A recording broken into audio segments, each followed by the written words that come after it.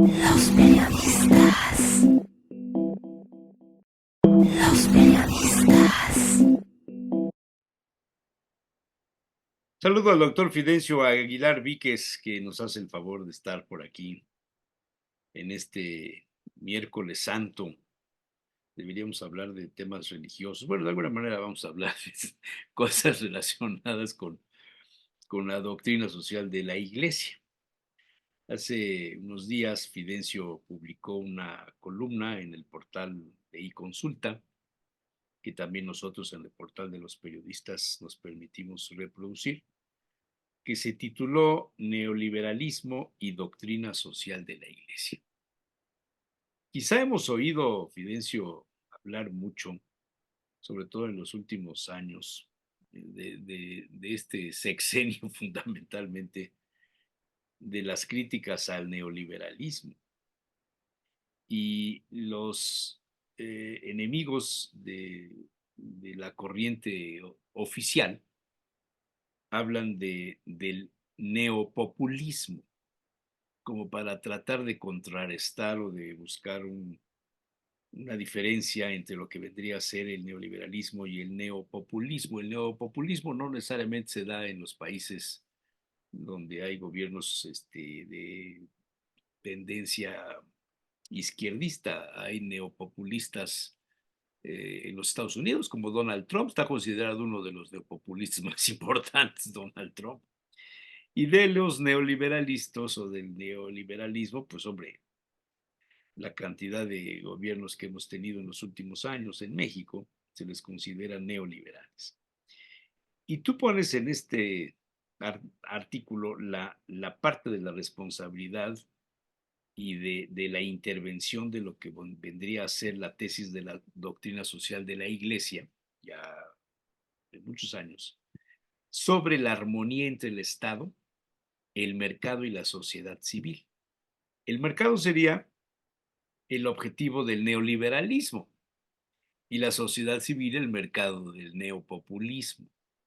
Entonces, cuando metes este ingrediente de la armonía y la intervención del Estado, ¿dónde surge o dónde debía estar la doctrina social de la Iglesia?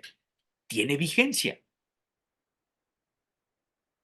Sí, sí, Jesús Manuel, creo que has dado un excelente contexto. Me parece que en términos generales, el Estado y el mercado, como ha dicho Octavio Paz en diversas entrevistas, y lo ha sugerido en ese libro famoso del Laberinto de la Soledad, pero no solo él, sino diversos pensadores, que el siglo XX ha sido, sobre todo en la primera mitad, un siglo que privilegió el Estado, que endiosó el Estado. Y sin embargo, el Estado no fue capaz de resolver los grandes problemas de justicia social.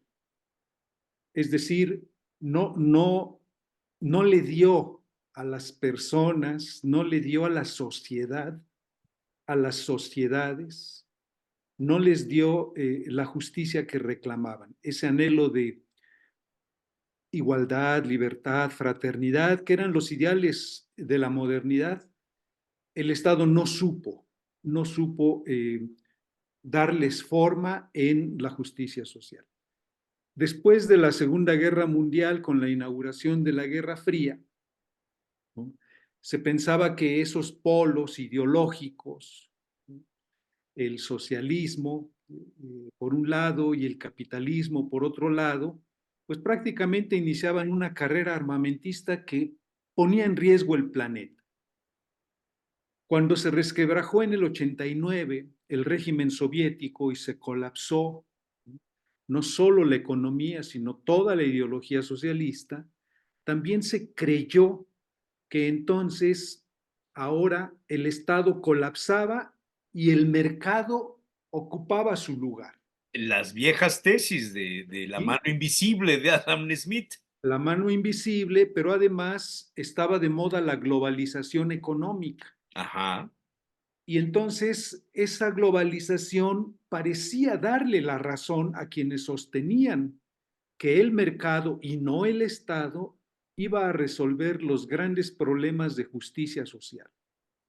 Y entonces se inauguró una época en el que se habló, por ejemplo, del colapso de las ideologías, del colapso del Estado como una institución garante de derechos humanos, de justicia social, de dignidad humana, y entonces se privilegió el mercado como esa mano invisible que has comentado y que iba a resolver los problemas de las Sí, injusticias. digamos que resolviendo la parte de lo de arriba, el beneficio iba a ser hasta abajo y entonces se cumplía un ciclo para mantener el orden en la economía. Sí, Y entonces bajo iba a ese ser como, principio, pues se hicieron los grandes consorcios. sí, sí, sí, digamos, ese auge de la globalización económica fue muy seductor, ¿no? Y muchos se fascinaron por ese planteamiento. Ahora sí, iba a venir un periodo en que, superado el estatismo, el libre mercado por sí solo iba a resolver estos grandes problemas. Y claro que aquí venía parte de la gran seducción que al globo y en particular a nuestro país atrajo mucho la atención. Y eso es lo que diríamos en los 90, o sea, 90 y estas dos primeras décadas de este siglo, pues fueron los famosos 35 años que el actual presidente mexicano alude los años del neoliberalismo. En parte tiene razón, pero como menciono en el artículo del que me hiciste favor de reproducir, No, tú nos haces el favor de ilustrarnos, mano, porque la verdad es que los colaboradores periodísticos no siempre tienen la capacidad de explicar y de hacernos una conciencia tan profunda como lo haces tú. Yo creo que nosotros, los lectores, debíamos estar agradecidos contigo, Fidencio. bueno, es parte y parte. Por supuesto que se colocan temas en la mesa, pero también es importante que se reproduzcan y que se haga eco. Pero esos años que López Obrador alude, los 35 años o más de 30 años de neoliberalismo, que colapsaron en México con dos graves problemas. Uno, no se resolvió el tema de la injusticia social y dos, la gran corrupción y la impunidad que campearon en ese periodo. Los En pobres se eso, hicieron más pobres y los ricos se hicieron más ricos. así es. Y además con una corrupción galopante, escandalosa, realmente inhumana. En eso tiene razón el presidente. Claro. En lo que no tiene razón, y me parece que es un error de enfoque grave, es que todo ese periodo, si bien es cierto que el neoliberalismo era una forma de ver y de endiosar la nueva realidad global, de endiosar al mercado, en menoscabo del Estado. Me parece que la confusión es no distinguir la ola neoliberal y los afanes, porque fue simultáneo el movimiento, por cierto, los afanes de modernización democratizador. Hay que recordar que en los años 80, en toda esa década, en América Latina aparecieron sobre todo las dictaduras militares, Argentina, Chile, Perú, Ecuador. El militarismo estaba acosando a América Latina y gracias al colapso de la Unión Soviética, el fracaso, diríamos, del socialismo y del comunismo, de alguna manera atemperó esos ánimos militaristas porque les quitó el argumento. El militarismo latinoamericano usaba el argumento del comunismo, del riesgo del comunismo, de los socialismos, etcétera, y entonces en esa justificación daban los golpes de Estado.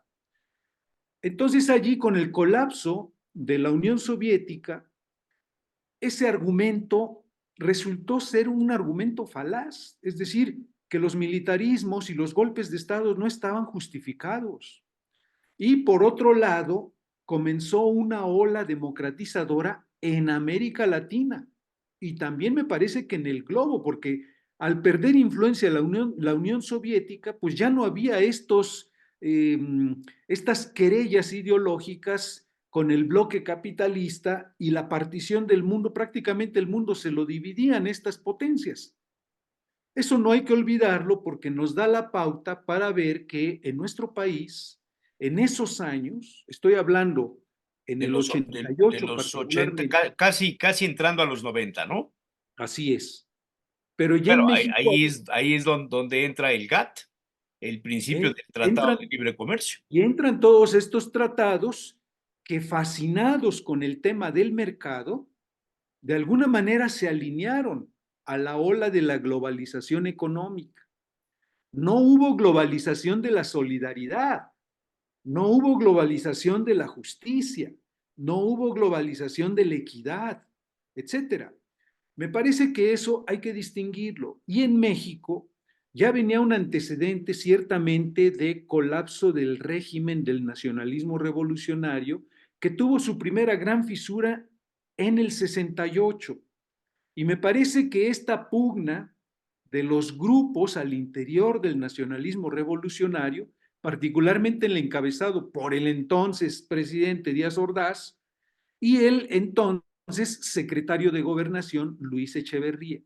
No, no le das un antecedente previo al momento en el que llega Miguel Alemán a la candidatura.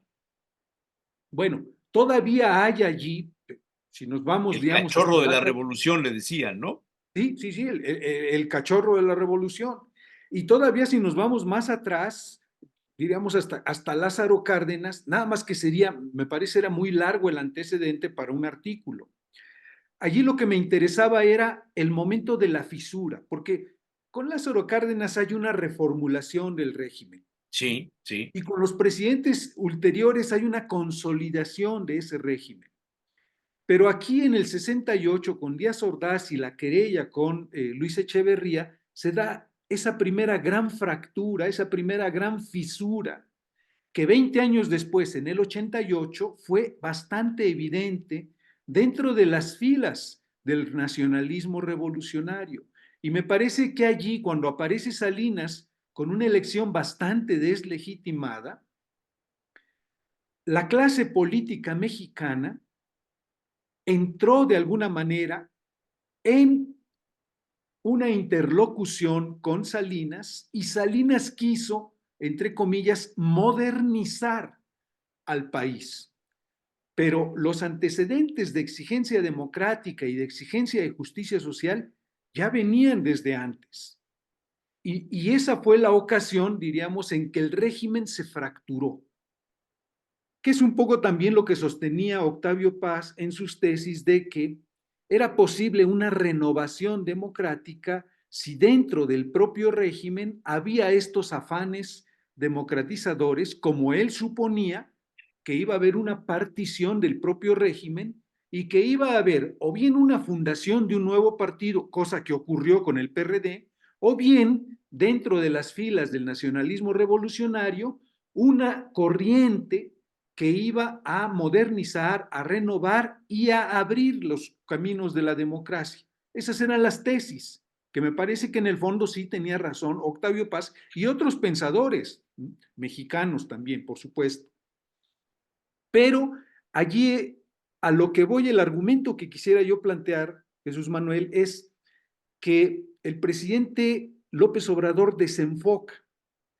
Tiene razón en cuanto a que el modelo neoliberal, es decir, este planteamiento de centralizar el mercado, no dio resultados y al contrario, ahondó la injusticia social, ahondó la pobreza y todavía más, con la corrupción y la impunidad, prácticamente colapsó este modelo neoliberal.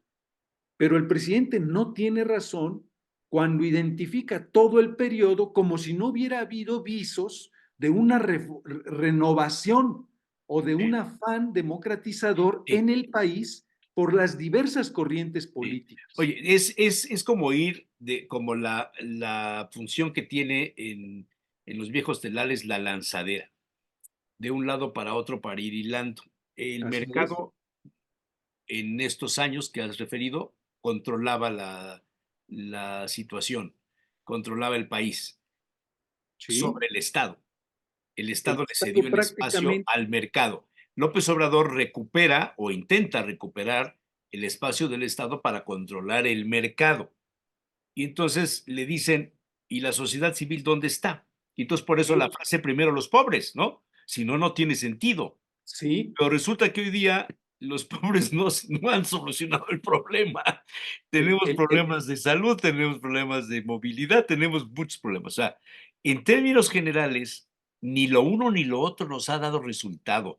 No es posible concebir un modelo mexicano donde el Estado esté en medio, es decir, como el sándwich.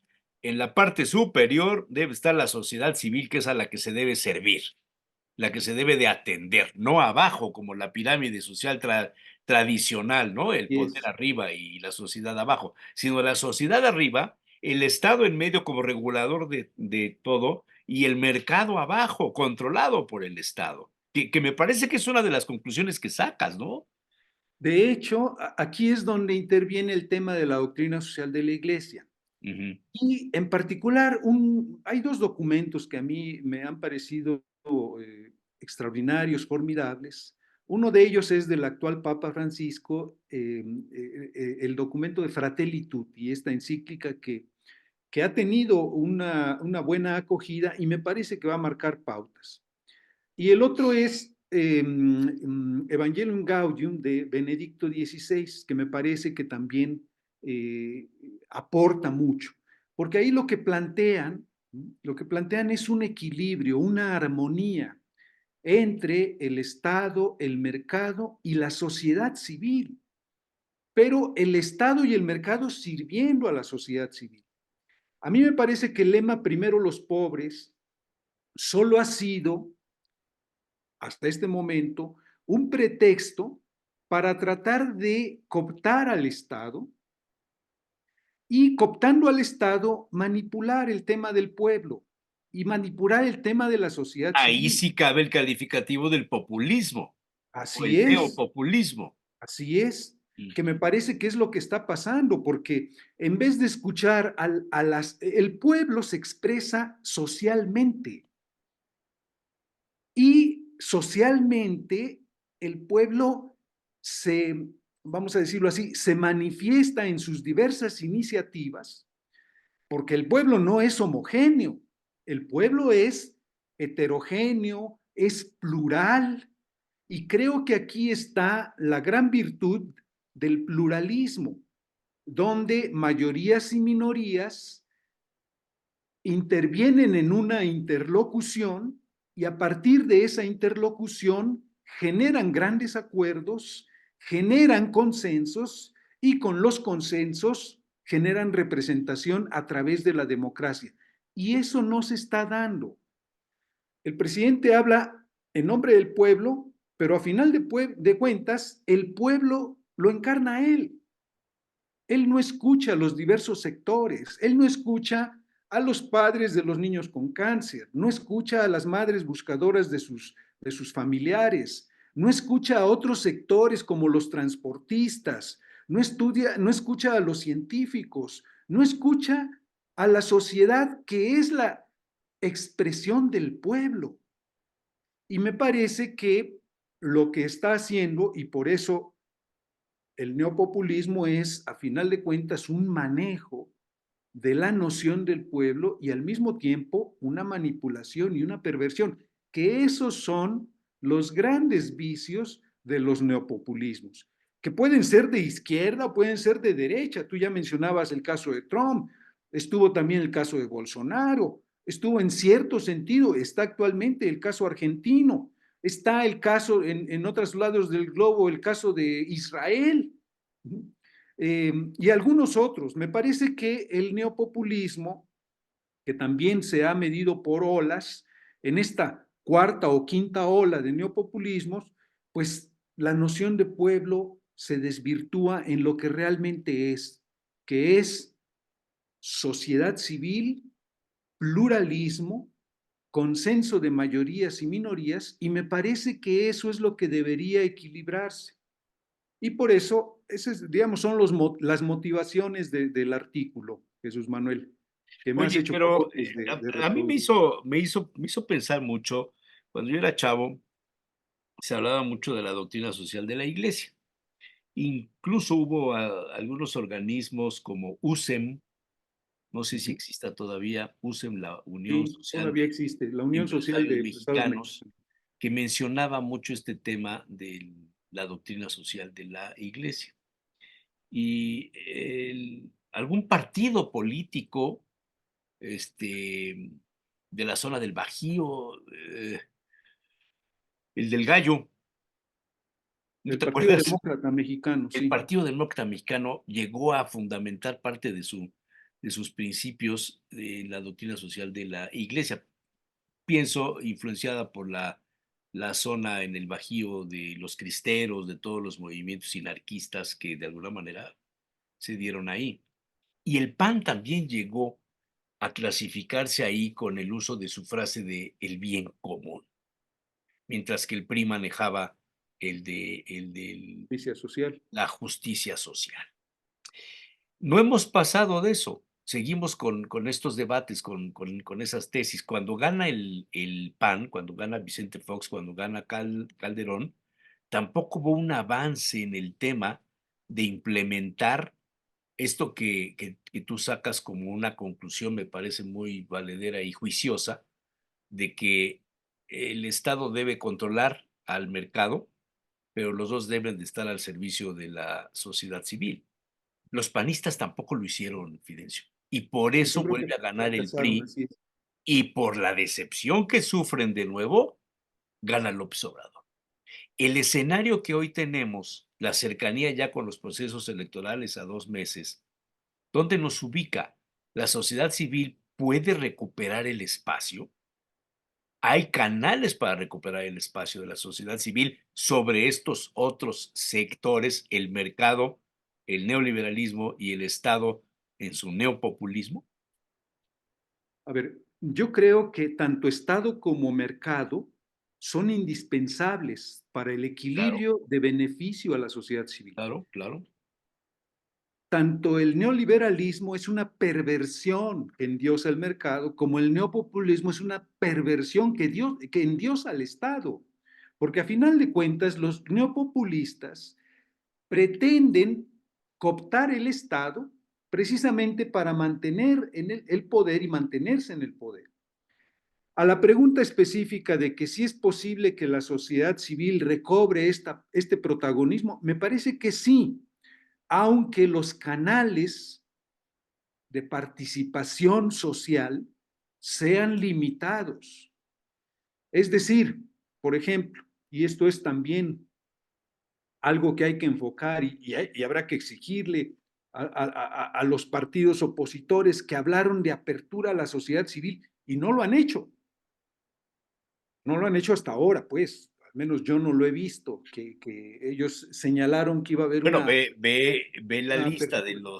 de los candidatos ¿Es? y está Así llena es. de chapulines que van de un partido a otro y a otro y brincan y regresan y vuelven a ir, pero la sociedad civil no se involucra en la participación de las candidaturas. O sea, yo no veo en un renglón que diga, fulano de tal, candidato de la sociedad civil, que le da la cobertura para participar el movimiento fulano de tal. Y yo creo que eso, de alguna manera, desdice ese discurso de apertura a la sociedad civil. Ahora, si lo vemos del lado del oficialismo, está peor, porque del lado del oficialismo lo que hay es clientelismo, hay programas sociales, además, por cierto, muy parecidos a los que implementó Carlos Salinas de Gortari, en Solidaridad, muchos rubros, ¿eh? Porque pues solidaridad, ¿no? Sí, el solidaridad, el Plan Nacional de Solidaridad, que después hicieron recurrentes, etcétera, etcétera. Pero bueno, aquí lo importante es responder o tratar de responder esa cuestión que formulas. ¿Es posible que la sociedad civil pueda participar? A mí me parece que sí, y lo ha mostrado en esas convocatorias en las que se ha manifestado en favor de las instituciones. Y creo que eso es un dato relevante que hasta este momento creo que ni el oficialismo ni la oposición han sabido leer adecuadamente. Yo creo que están haciendo sus cuentas y están pensando que les alcanza con lo que O sea, tienen. tuve una charla con una persona que sabe mucho de encuestas y de todas estas cosas, y decía él que hay un temor enorme de la gente en responder lo que verdaderamente piensa. Así es. Por lo tanto, las encuestas deben de contemplar ahí una cierta falsedad en las respuestas intencional de parte del encuestado. Con una cuestión extra, ha crecido el número de fraccionamientos, en el caso de la zona metropolitana de Puebla capital, ha crecido el número de espacios condicionados para entrar, los clústeres, los fraccionamientos cerrados donde necesitas identificarte, etcétera, donde los encuestadores no pueden entrar. Y entonces hay una cantidad de poblanos importante que no está siendo contemplada en estas encuestas, sino solamente de manera mayoritaria los que viven en las zonas rurales, donde es más fácil practicar estas dos cosas, el clientelismo, como lo has mencionado, y la parte de la manipulación de los grupos por cuotas de poder, ¿no? Los caciques que no les dieron posición en el partido fulano se pasaron a otro, o ellos están en uno y a la hija la metieron por el otro, ¿no? Para Sí, sí, sí. compensar cosas, pero no perder el poder, el cacique, el grupo de poder real. Todo esto genera una confusión al momento de pronosticar qué puede suceder el 2 de junio. Y aunque todo el mundo dice que Morena va a ganar y que el otro de continuemos con el rumbo, mejoremos el rumbo por amor a México, no, no sé, le cambiaron el nombre. Bueno, como se Fuerza y llama. Corazón por México se llama la otra Ese es el coalición. nacional, pero el de la zona Ya, poblana se el llama local, Mejorando el Rumbo, algo de rumbo, sí, sí, algo de sí. rumbo. Bueno, si estos se enfrentan a los de Sigamos Haciendo Historia, ¿dónde queda la sociedad civil en los dos escenarios? No está, Fidencio, y es un comentario mío, ni en las fotografías de las concentraciones de participación en favor de cada uno de los aspirantes. Sí, No fíjate, está la sociedad civil. La sociedad civil ha sido empleada como en las películas. Vienen a filmar una película en Puebla y todo el mundo, ¡ah! Una película en Puebla. Oye, pero y no se habla de Puebla. O sea, usaron nuestras calles, pero los extras eran poblanos.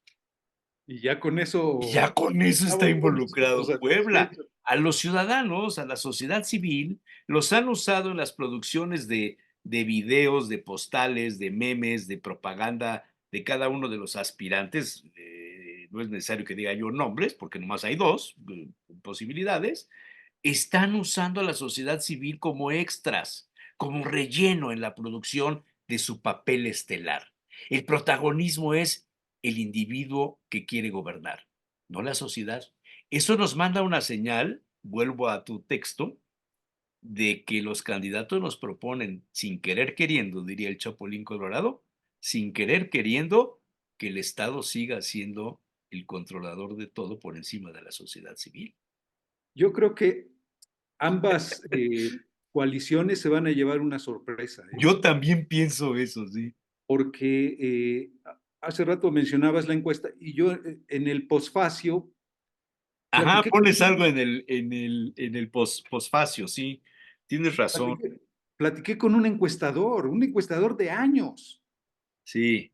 y me Dice, dijo así, voy a leerlo, dice, me comenta en amena charla un encuestólogo experimentado que la encuesta del Reforma del 19 de marzo pasado presenta datos palpables del desenfoque, con negrillas, de los humores sociales. 1. El 47% del público a encuestar rechazó la entrevista. ¿Por qué?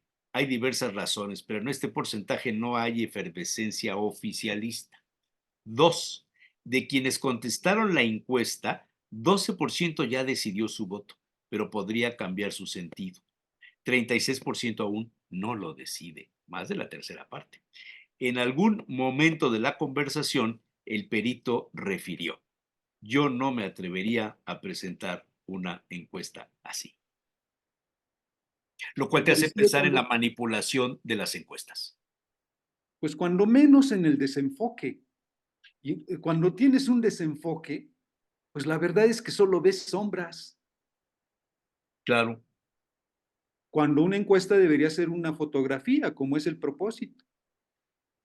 Pero bueno, creo que, volviendo a la pregunta, la sociedad civil puede dar una sorpresa. Yo creo que sí, porque cuando no hay caminos en que la sociedad civil se exprese, se manifieste y participe, incluso en los partidos políticos que se supone que son entidades de interés público, y los dirigentes los han ocupado como cotos de poder independientemente de los resultados electorales. Y me parece que esa es una práctica que, que tiene que cambiar. De hecho, algunos miembros de la oposición a nivel nacional, yo he platicado con algunos importantes, no menciono nombres para no enturbiar ahí el asunto, pero me Para han, no ensuciar el comentario. pero me han dicho, ¿no? Tienes toda la razón. Y hay que obligar a los partidos a democratizarse. Ese va a ser una Uf, ese, reforma. ese es el reto, yo creo que principal de Sí, la política mexicana, que las sí. bases de los partidos sean reales, sean vivas, participativas, que se haga política desde abajo, los miembros de cada partido, de cada movimiento. No Y que es la, así. y que la sociedad también juzgue y enjuicie. Me parece que eso es un dato relevante. Ahora, es cierto que hay pocos cauces para esa participación, más cuando hay un desmantelamiento que me parece que el oficialismo ha hecho en estos últimos años, en el que prácticamente acusando de corrupción todo lo que había, pues ha desalentado la animación social, las asociaciones civiles, por ejemplo, o las organizaciones de la sociedad civil a las que el oficialismo no les da crédito. Crédito no solo monetario, no se trata solo de recursos, sino crédito de reconocimiento. Y me parece que cuando ocurre una descalificación por parte de los gobiernos de la sociedad civil, quiere decir que no hay un entendimiento con los sectores que son diversos de la sociedad civil y me parece que eso es grave. Sin embargo, yo no descarto dos datos, este que ya mencionamos de las encuestas y el otro dato relevante es que aproximadamente 30 millones de inscritos en la lista nominal con derecho a votar el próximo 2 de junio, 30 millones, un poquito más, son jóvenes de 18 a 35 años. Y ellos no están, en principio, interesados en participar en las elecciones, salvo los de 18 y quizás los de 19 años. Los de 18 porque van a estrenar su credencial y los de 19 porque de alguna manera les fue una experiencia en el 2000. No, también van a estrenar los de 19 porque en el 21 Sí, tenía. según el dato que leí, que se me hizo muy alarmante, eran 15 millones de jóvenes los que por primera vez iban a emitir voto. Se me hizo mucho, pero creo que no es tan No, el descabellado. global son 30 millones, poco más de 30 millones de 18 a 35 años, Sí, que es un tercio del padrón. El padrón es casi de 100 millones. O sea que es un porcentaje que puede definir cualquier elección. Ahora, si consideramos el voto femenino, las mujeres son el 51% de esa lista, o sea, 51 millones, que también es relevante. Y yo creo que ni el tema de las mujeres ni el tema de los jóvenes es un tema de eje de los planteamientos, de los diversos planteamientos que han estado haciendo los candidatos. Me parece que es un tema que va a ser relevante y sí, la sociedad civil puede dar una sorpresa el próximo 2 de junio. O sea, el grave riesgo de que esto no cambie es que la sociedad civil anule su voto o se abstenga de votar. Sí, aquí el tema de la seguridad o de la inseguridad, como lo queramos ver, el tema de la violencia, es un tema que va a incidir sobre todo en algunos lugares, ¿no? Ciertamente lugares muy específicos. Estoy hablando de Guerrero, estoy hablando de Michoacán, de algunas zonas de Jalisco, de Zacatecas, de Tamaulipas, de Chiapas, de Sinaloa, que ya son muchos focos. Espérate, te falta Puebla, pues si mataron al candidato de Bueno, Acatzingo. Catzingo es cierto, y eso fue la semana pasada, ¿no? Puebla. Puebla también tiene sus zonas, y me parece que eso podría desalentar. Hasta este momento no veo como que toda una ola que desaliente, pero podría detonarse, y eso sí es muy grave. Por eso me parece que la participación que ha tenido el episcopado mexicano ha sido también relevante de hace un par de semanas, que lanzó esta convocatoria a que los candidatos, las candidatas y el candidato presidenciales se acercaran para comprometerse o firmar una agenda por la paz. Porque me parece que el trabajo que han hecho junto con los jesuitas, junto con la dimensión de laicos eh, y con las asociaciones de líderes religiosos de todo el país, ha sido un diagnóstico muy enfocado en temas sociales. Y yo creo que cualquiera que aspire a gobernar el país o un estado o una región, incluso un municipio, debería estar atento a ese diagnóstico, porque no por otra cosa, diríamos, la Iglesia Católica en todo el país, pues está presente sobre todo en estos niveles de sociales, del pueblito, de las regiones más alejadas que a veces ni se conocen o que no aparecen en los mapas. Y creo que sí hay un conocimiento de cómo está el pulso social respecto a la inseguridad, a la pobreza, a la violencia, a los riesgos, etcétera. Y me parece que sí es un diagnóstico que hay que tomar en cuenta para tenerlo presente y ver cómo pueden resolverse, o al menos proponer cómo podrían resolverse esos problemas. Yo creo que en ese sentido el tema de la sociedad civil viene a ser un tema relevante para cualquiera que pretenda un cargo de elección popular, Jesús Manuel. Sí, creo que le estás dando al clavo ahí a estos temas, que yo me imagino que no le gustará a mucha gente, pero, o sea, volver a tomar en cuenta al ciudadano es tarea no de los que están en el poder, también de los que quieren entrar a gobernar. Es un asunto de todos, en términos generales, de todos los partidos, los movimientos políticos. Darle un espacio a la sociedad, tomar en cuenta al ciudadano. Sí, sí, sí, me parece que eso es relevante. Ahora, a mí me parece que el crimen organizado está enfocando a los jóvenes y es su principal mercado. Y me parece que eso es un riesgo también, es un riesgo para la misma sociedad, pero para los responsables del Estado y de las instituciones estatales. También a quienes participan en la generación del mercado. Me parece que es un problema que tiene que ver con estos tres puntales de cualquier sociedad: el Estado, el mercado y la sociedad civil organizada. Yo creo que si vamos dando pasos en ese sentido, estaremos afrontando los grandes retos, pues de esta ya tercera década. Ya prácticamente estamos a la mitad de esta tercera década, el primer cuarto de siglo, y creo que todavía tenemos estos graves lastres sociales de injusticia, de inseguridad, de pobreza. Y cuando hablo de pobreza, no solo me refiero a la pobreza extrema, que quizá en algunos rubros haya indicadores de cierto avance, me refiero a cómo la pobreza salpica no solo a los sectores más vulnerables, sino incluso a los sectores, vamos a decirlo así, socialmente estables.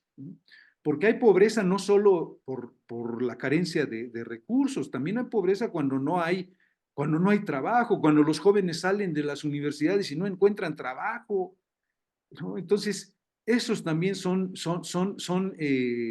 señales e indicaciones de que una sociedad pues no está suficientemente estable como para dar pasos adelante. Y yo creo que sí, es importante la participación de la sociedad civil también para los sectores vulnerables, para que los acoja y los trate de impulsar, pues en mejores términos humanos, ¿no? Un poco con mayor justicia, con menos vulnerabilidad, en fin, creo que en ese sentido el derroche es imperdonable. Sí.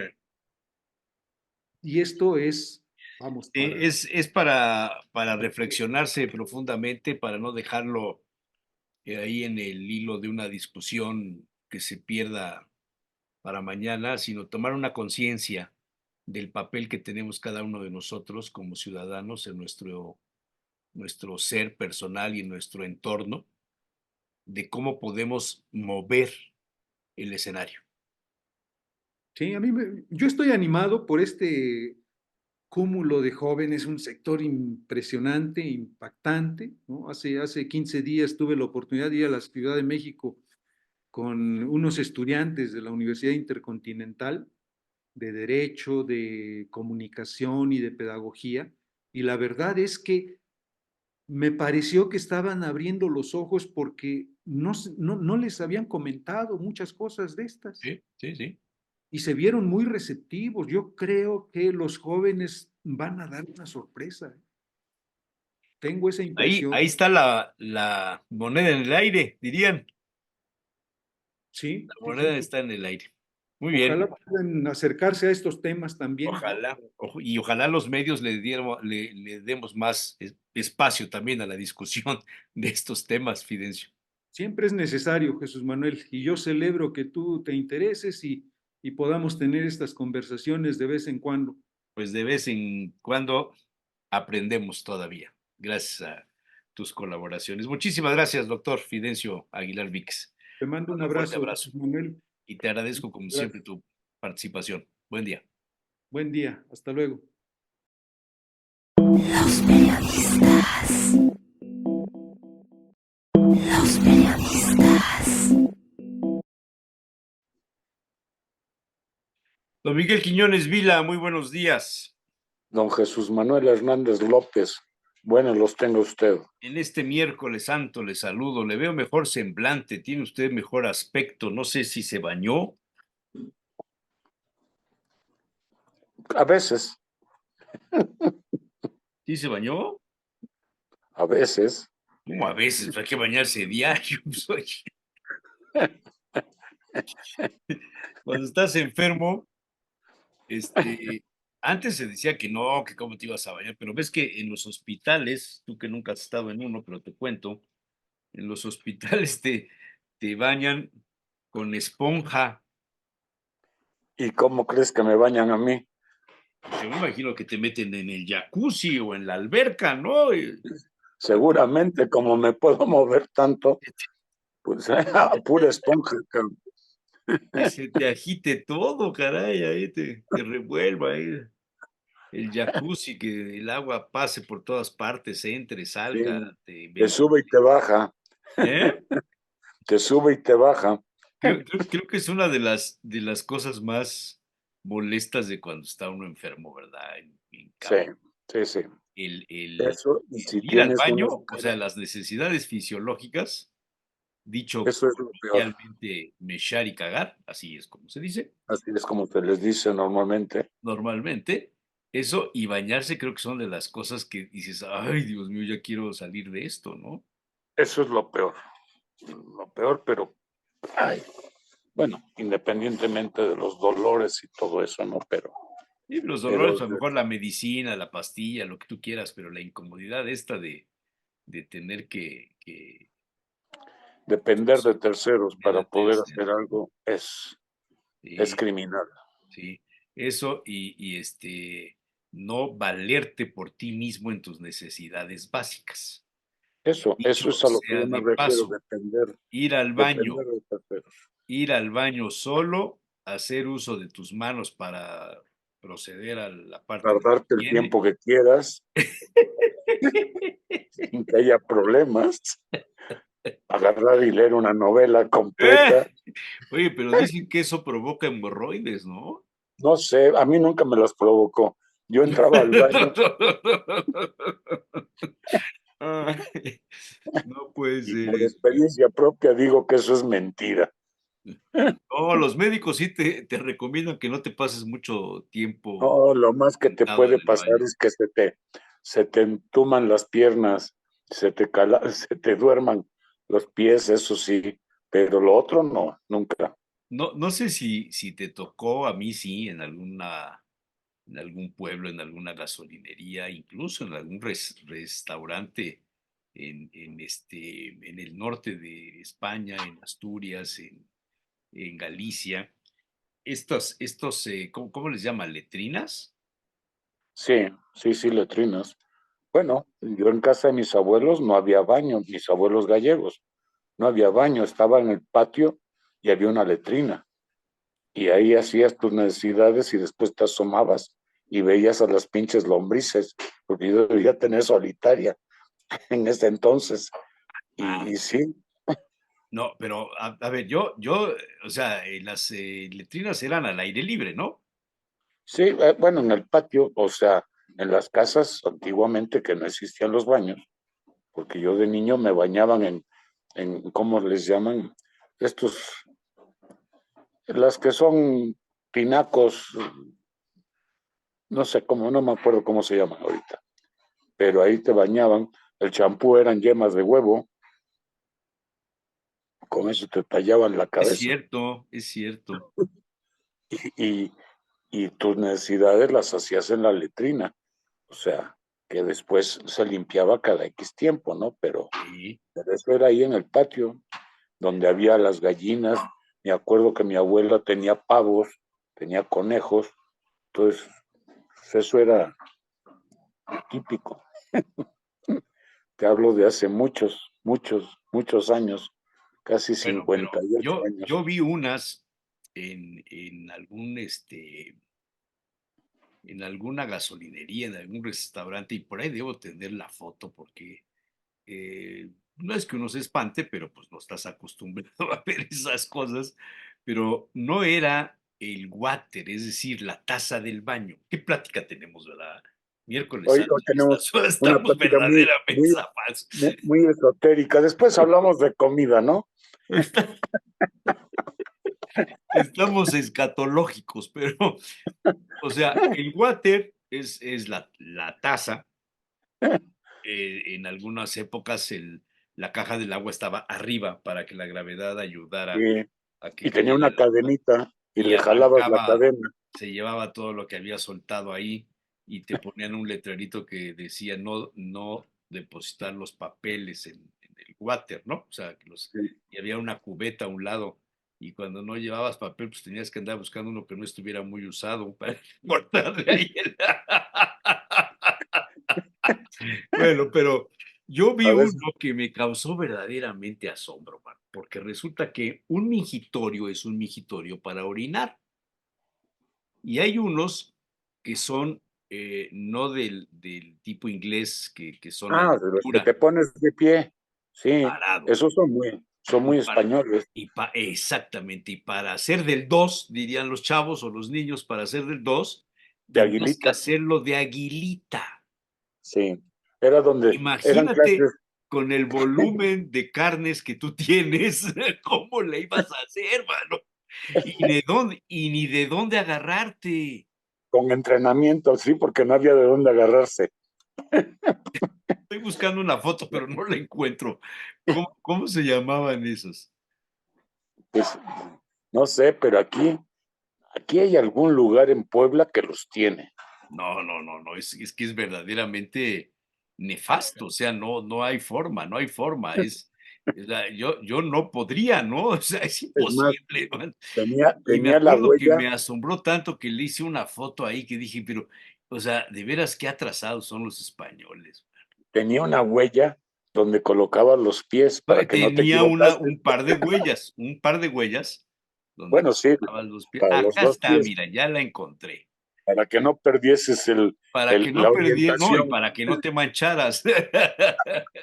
Aquí está, ya la encontré, te la voy a poner porque de veras que esta está chiquita, está hasta decente, pero las que yo vi eran peor que esto. Sí, Ahí esa está tienes el chica. agujero, este agujero es el agujero recopilador del excremento humano. Sí, Sí, ahora, sí, si no te bajabas bien los pantalones, te manchabas todo. pues, y si no conseguías papel, había confeti. Eso ya no sé. Pero esto es lo que yo digo, no sé cómo se llame. Pero estos eran más modernos.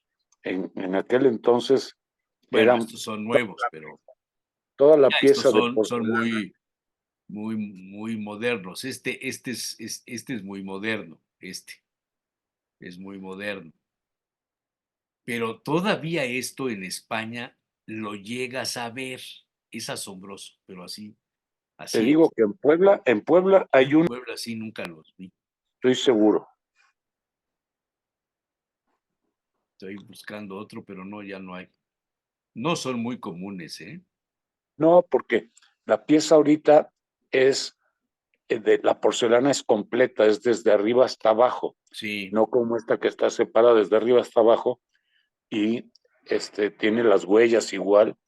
El hoyo es un poquito más grande para afinar la puntería, sí. pero sí, Al final la puntería.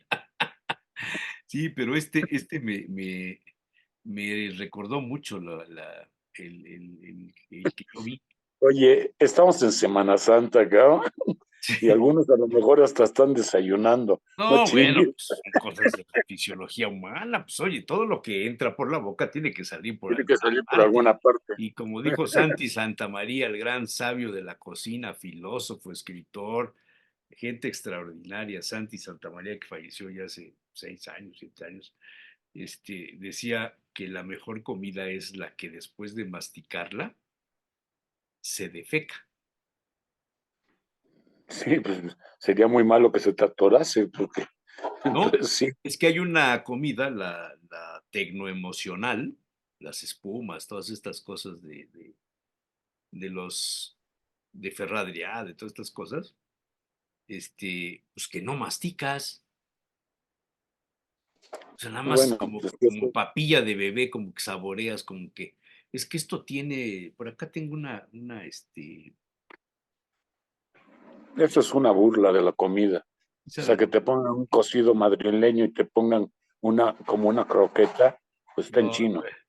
a ver si está la foto, porque ahorita que estaba ahí comprando Y cosas, te dicen, esta no croqueta encontré. tiene los garbanzos, las legumbres, Sí, sí, sí, la sí, sí. carne, el pollo, la morcilla Acá y el está, chorizo. mira.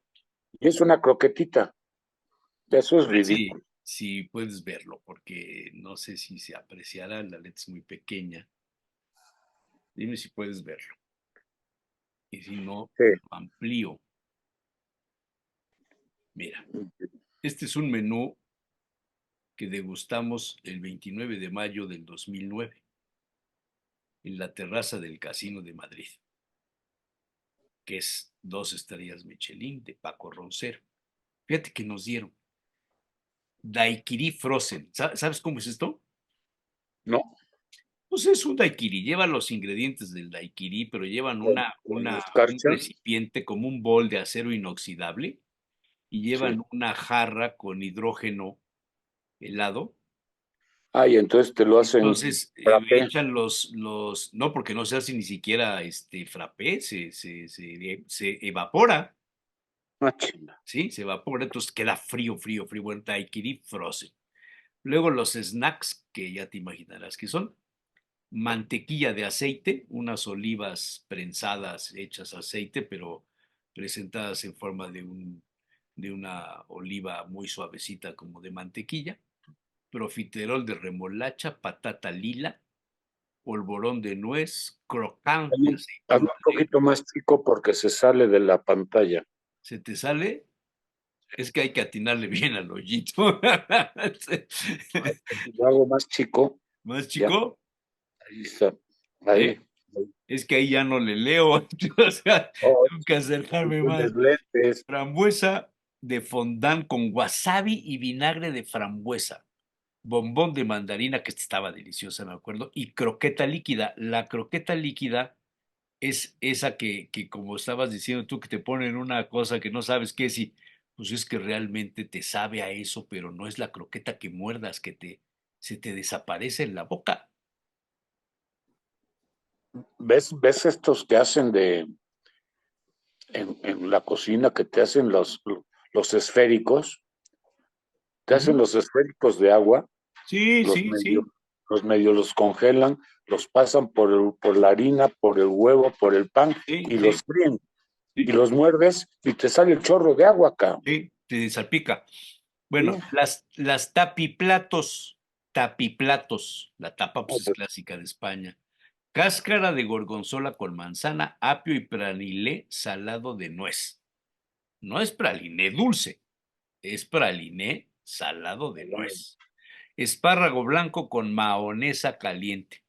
Ventresca de salmón marinada en miso, que es miso, con helado de rábano. Estaba bueno.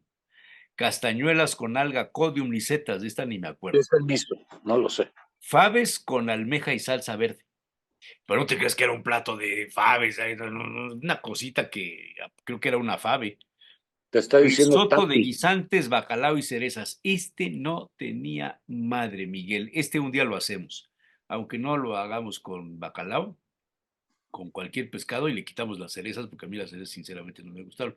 Pero nada más el risotto que se hace o sea, compras chícharos frescos, los hierves, o compras chícharo de lata, ¿no? Que también ves que ahora está, Sí, si te salen muy buenos y de muy buen tamaño y todo, los condimentas con cebolla, con un poquito de ajo, etcétera, lo bates todo, lo metes en la trituradora y lo haces como un puré y en el sartén, donde vas a hacer el arroz, el risotto, pones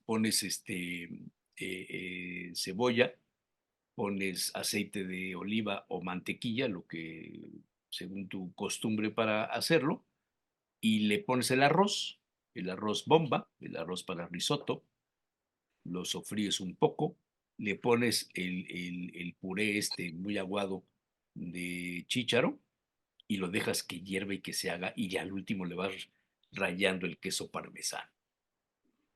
Es delicioso. Y si le pones un trozo de bacalao encima, bueno, pues ya te sacaste la lotería. Este es muy sabroso, ¿eh?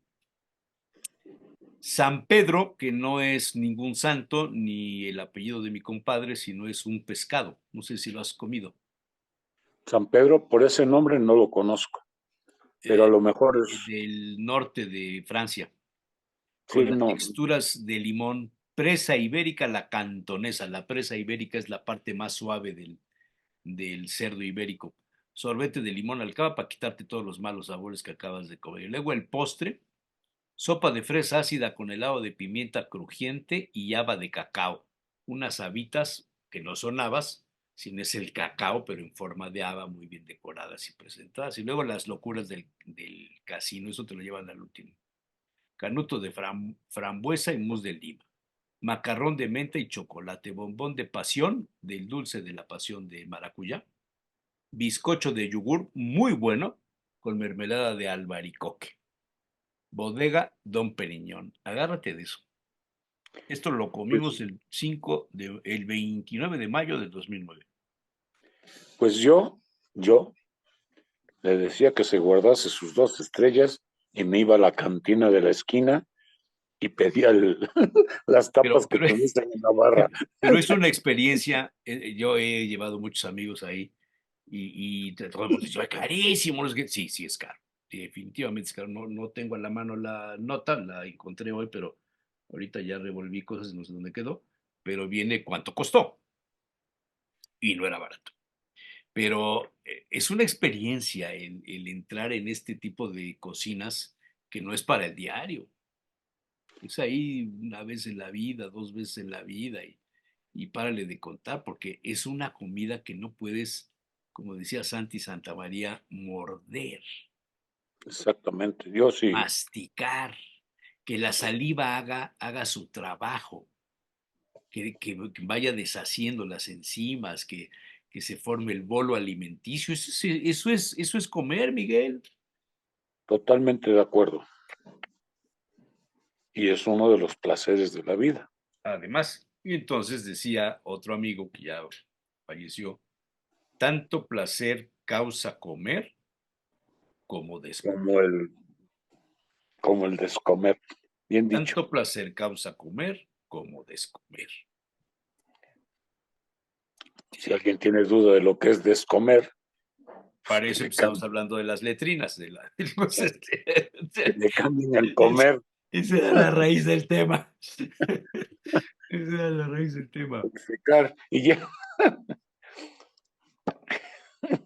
Ay, Dios mío. puta, ya me imagino cómo estarás el Viernes Santo, cabrón. ¿Por No, qué? no, el sábado de gloria, si así estás el martes, el sábado de gloria vas a estar como chinampina, cabrón. Oye, ¿cómo viste lo de Acatzingo? Ay, la verdad es que no me enteré muy bien porque casi no he visto noticias locales. Sí sé que fueron a por el presidente o el que era el candidato, ¿no? Sí. El Candidato. candidato a presidente municipal, que ahora dice la fiscalía que lo investigan por fraude en la compra-venta de vehículos y por estar relacionado con el que le apodan Huachicol. el Toñín, creo que le apodan así, que su nombre sale en cosas turbias de huachicoleo y esas cosas. Y yo me pregunto, oye, antes los candidatos a presidentes municipales, a diputados, a senadores, a gobernadores, la Secretaría de Gobernación era un filtro de todos los nombres de las personas que decían que podían ser candidatos. Y había una persona que llegaba con el gobernador o con el presidente del partido y le decía, oiga, hay esto, de fulano hay esto, de sultano hay esto, de mengano hay esto, se lo pueden sacar en campaña. Y Pues entonces precisamente, eran filtros. ¿Cómo es posible, me pregunto, que Morena, en la tierra del capital político de Alejandro Armenta, que ese es para mí el tema más delicado, es su tierra? Fue presidente municipal de ahí, no nació ahí, nació en Izúcar por su padre, pero su madre, su familia, donde hizo su carrera política, es de es en Cerdán, ¿no? Acatzingo, no, Cachín. En Acatzingo. Entonces, que en su tierra el candidato, ¿tú crees que no le preguntaron al candidato, oiga, en su tierra, quién? Por favor, hombre. Y que lo estén acusando ahorita de eso, que lo asesinaron por eso, si te pones a pensar, ¿qué onda? No hay Mira, información, no hay filtros, nadie se atreve a decir, oiga, candidato, es que su compadre, pues ya hay este asunto, yo creo que mejor lo hacemos a un lado.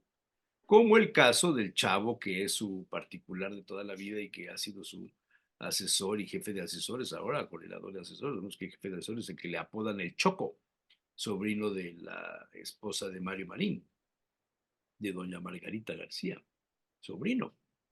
Pues ha estado con él toda la vida y ves que le sacaron que se había comprado un Audi de no sé sí, cuántos el más millones de caro. pesos. Bueno, fue todo un escándalo. Pero ahí sigue, ahí está. ¿Qué está Es que pasando? A mí me preocupa ese asunto. lo que está pasando es el valemadrismo de todo el mundo. Eso es lo que está pasando, porque fíjate en los de Sinaloa, los 60 y tantos que levantaron, 66. 66, faltan todavía 8, y que es algo, una rencilla entre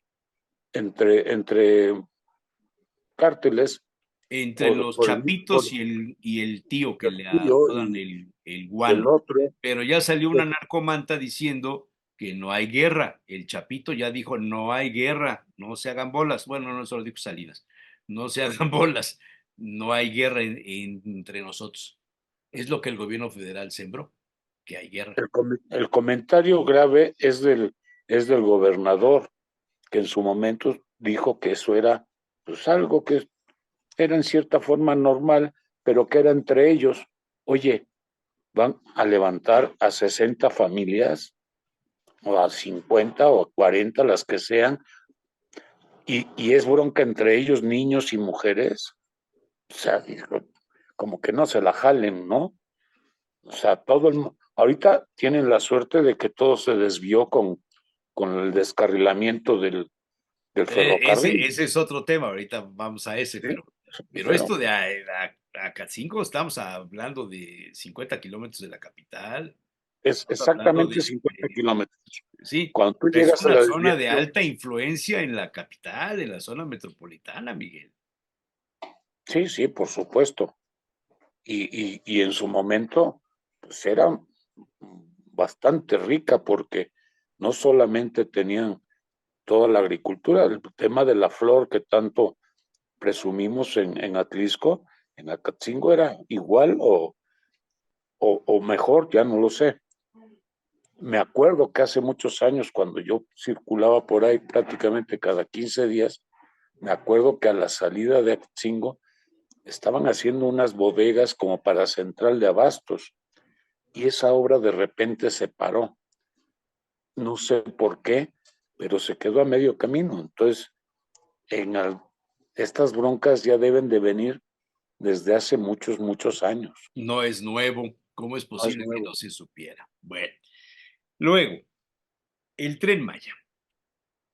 Yo no sé, hace muchos años había una línea aérea que iba a Cozumel, estos avioncitos de hélice, se llamaba el- ay, ¿cómo se llamaba? No sé, pero era, Era co- el sé a qué te no, refieres. no era Air, era no sé qué Maya. Entonces la gente se burlaba, No vaya. porque se burlaba. No había memes, ya lo de hace 40 años o más. Y decían, no, el avión no vaya, No vaya. o el avión falla, que era Maya y le ponían falla. Ahora le van a empezar a decir al tren Maya, el tren falla. Sí. ¿Qué onda? ¿Cómo te atreves tú a inaugurar un tren? Y además, fíjate, gracias a Dios sucedió entrando a la estación en el cambio de vías.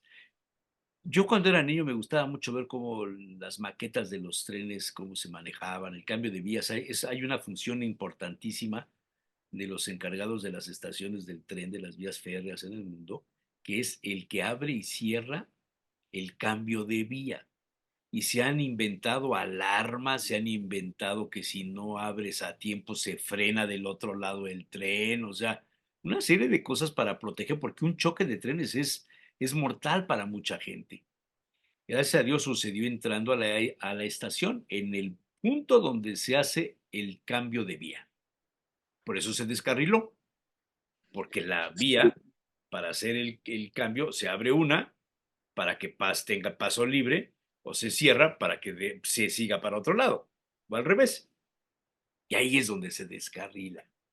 Esto eh, es error humano, es error técnico. Espero que no sea error de construcción porque eso sería peor todavía.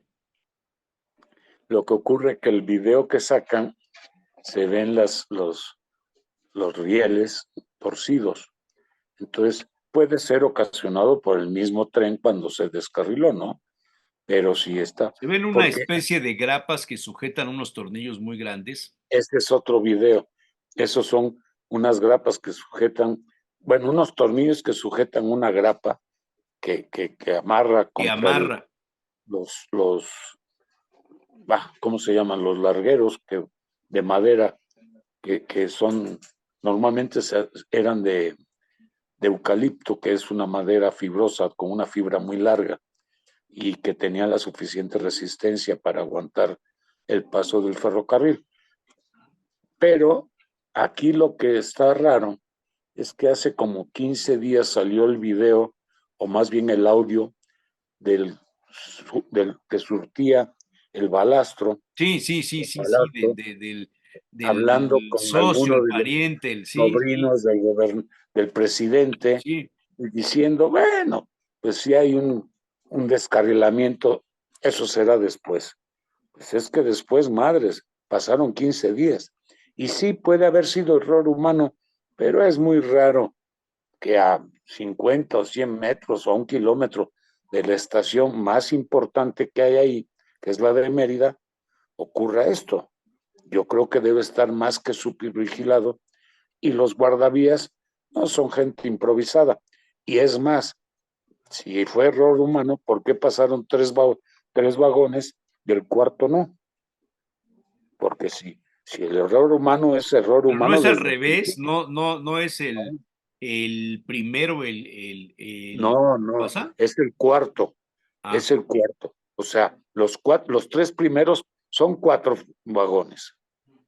Los 3 primeros pasaron normalmente. El que se salió de la vía fue el cuarto. Entonces, error humano no lo hubo, porque si no, no hubiese pasado ninguno. Simplemente hubiese descarrilado. O sea, esa es la lógica. Bueno, mi lógica de a pie, ya sabes que yo soy ciudadano baturro que no piensa. Pero si pensase tantito, yo diría que la bronca está en el soporte del piso, que se ha visto que es lo más importante. El balastro, la cimentación que se hace, los largueros y el riel, porque el riel también debe de tener un grado de dureza que impida que se torza de esa forma. ahí tienes el tema, Y ahí mira. están los tornillos Esta y las especie de grapas. grapa, no sé cómo llamarla, esto Una rojo. grapa, sí es como una grapa. En este caso se ve cómo está y hay una fotografía donde se ve cómo está desgastada o está rota, está levantado el tornillo, está levantado. Sí, Yo creo que ya la borraron, ma. Ya la borraron. pues La borraron, estaba. la Yo quitaron. la vi. Yo Sí, sí, también yo la vi en la también mañana. y la publicó el Diario de Yucatán, pero no Sí, sé, que es el periódico más importante de Yucatán. O sí, sea,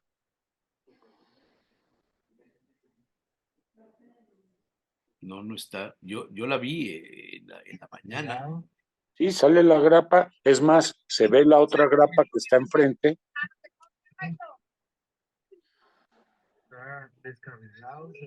Mira, ahí arriba está el hashtag Tren Falla. Ah, ahí está, sí es cierto. Tren falla.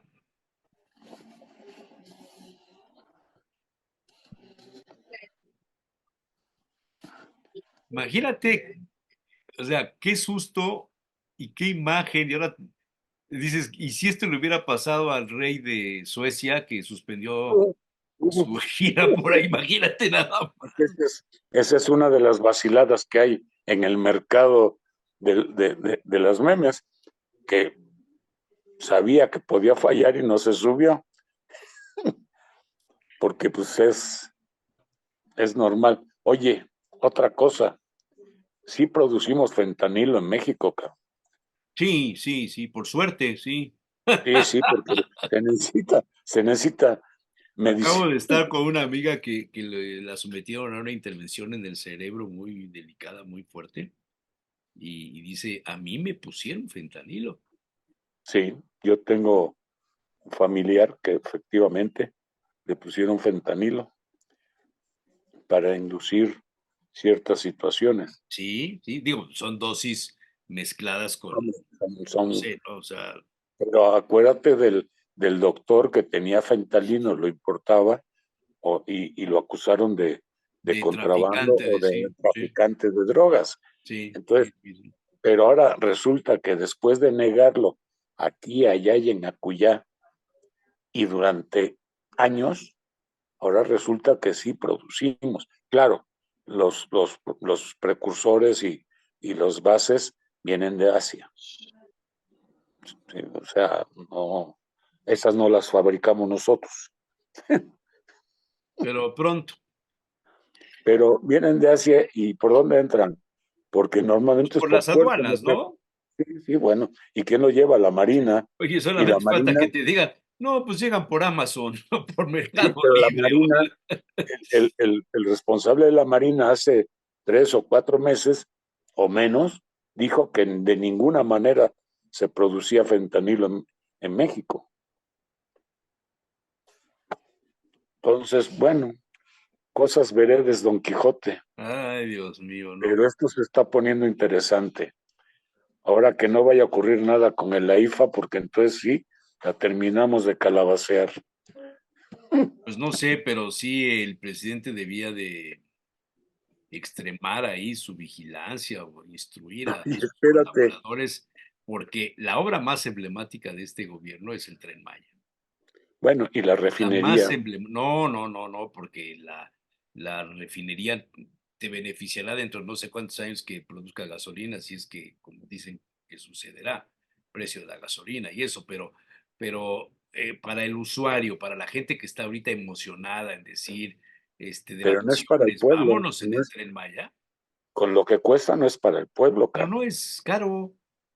Pues yo digo que sí. Y, ¿Por y, qué? y ve, otra cosa que retiraron fue la carta inicial de alimentos, porque la verdad era más caro que ir a comer al 5 estrellas. No, creo que hubo un error ahí, ¿no? Sí, sí vi algo de eso. Pues yo no sé si fue error, pero ya son muchos errores, ¿no?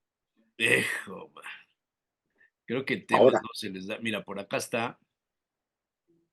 no ha llegado la temporada de aguas, pero en cuanto llegue y le pegue a Tabasco, vamos a ver la refinería dónde queda, cabrón. No, no, Porque no, pues. esto del niño, la niña y los niñes está muy cambray. A ver, mira, acá está la página, a ver si la puedes ver, de lo que ofrece el Tren Maya. Dice, guía completa de tarifas y precios del Tren Maya actualizados. Clases y precios. Clase turista, San Francisco, Campeche a Cancún. Este es el tren que se descarriló, San Francisco, Campeche, Cancún. En clase turista 1166 y en Premier 1862. Y de regreso igual. Trayectos intermedios: San Francisco, Mérida 431 y 688. Mérida, San Francisco igual de regreso. Cancún, Mérida 735 y 1173. Ahí están los horarios. Yo quisiera el de Palenque, man. Yo Cancún, no sé, Palenque. pero En haz la Premier suma de los que te corresponden, 3391. ¿Cuántas horas se hacen? pues bueno, depende, porque ya ves que es de velocidad variable. Lo mismo va a 10 kilómetros por hora que a 140. Sí. Bueno, pues a ver si vamos, ¿no? Ahora que ya puedas, Pero pues, ¿no crees que el sobrepeso lo perjudique? ponemos a prueba el tren. Ah, bueno, entonces sí, nos van a dar una lana por eso. Serían Andamos certificando el soporte del peso. certificados gratis. Ay, Dios mío. Bueno, don Miguel, Bueno, ha hoy sido un breve pero gusto. sustancioso, ya te vas a tu terapia. Ya, Este, nos vemos la próxima semana, primero Dios, que la pases bien, disfruta mucho la vida y gracias. igualmente. Aprovecha los garbanzos con bacalao y Para el espinacas. domingo, para el domingo. Bueno, Gracias, Miguel. Buen día. nos vemos.